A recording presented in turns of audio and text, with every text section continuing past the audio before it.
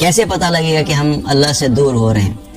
یاد رکھو کہ جب نماز انسان چھوڑ دیتا ہے تو یہ نشانی ہے کہ تم اللہ سے دور ہو رہے ہو۔ جب قرآن پڑھنا چھوڑ دو گے تو اس چیز کی نشانی ہے تم اللہ سے دور ہو رہے ہو۔ جب نماز میں تمہارا دل نہیں لگ رہا تو اس چیز کی نشانی ہے کہ تم اللہ سے دور ہو رہے ہو۔ جب مسجد جانے کا دل نہیں چاہ رہا تو اس چیز کی نشانی ہے کہ تم اللہ سے دور ہو رہے ہو۔ دنیا کے کاموں میں اتنے مصروف ہو گئے کہ آخرت کے کاموں کے لیے ٹائم نہیں ہے تو یاد رکھو کہ تم اللہ سے دور ہو رہے ہو۔ قرآن پڑھتے ہوئے احساس نہیں ہو رہا، جذبات نہیں ہے، کوئی فیلنگز نہیں ہے تو سمجھو کہ اللہ سے دور ہو گئے۔ اللہ کی خاطر نیک اعمال کرنے کا دل نہیں چاہ رہا تو سمجھو اللہ سے دور ہو گئے۔ تو یہ ساری وہ علامات ہیں جو کہ ہمیں پتہ ہونا چاہیے کہ اگر یہ سب میرے ساتھ ہو رہا ہے تو اس کا مطلب ہے کہ میں اللہ سے بہت دور ہو رہا ہوں۔ تو اللہ سے دوری جو ہے، جتنا زیادہ دور ہوتے جائیں گے اتنا ہی ہمارے لیے کیا ہوگا، دنیا کی زندگی بھی مشکل ہوتی چلی جائے گی۔ اللہ تعالیٰ نے قرآن میں اس کا ذکر بھی کیا، وَمَنْ عَارَضَ عَنْ ذِكْرِ فَإِنَّ لَهُ مَعِيشَةً ضَنْكًا۔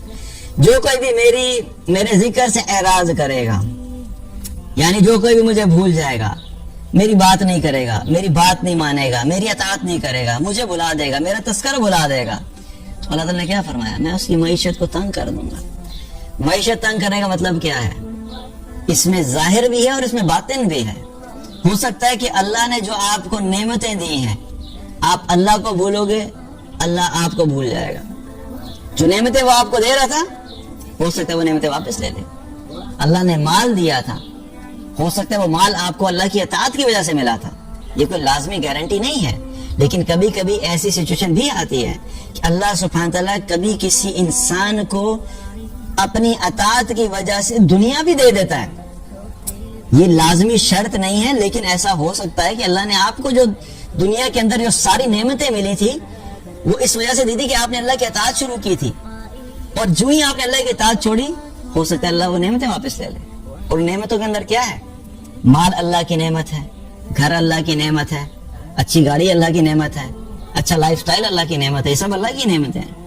ہمیں لگتا یوں ہے کہ ہم نے جو ہے سب حاصل کیا، حالانکہ ہم نے حاصل نہیں کیا ہوتا، ہم نے محنت کی ہوتی ہے، لیکن اس محنت کے پیچھے اللہ کا حکم ہوتا ہے کہ اللہ فیصلہ کرتا ہے کہ ٹھیک ہے چلو تم نے جو محنت کی اس کے بدلے میں تمہیں دے دیتا ہوں۔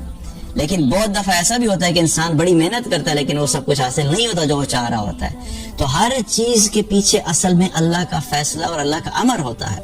تو جب انسان اللہ کی اطاعت سے غافل ہوتا ہے تو عین ممکن ہے کہ اس اطاعت سے غفلت کی وجہ سے اللہ سبحانہ تعالیٰ جو دنیا کی ظاہری نعمتیں ہیں اللہ وہ بھی واپس لے لے، اللہ وہ سب واپس لے لے، تو کیا کریں گے؟ کچھ نہیں کر سکتے۔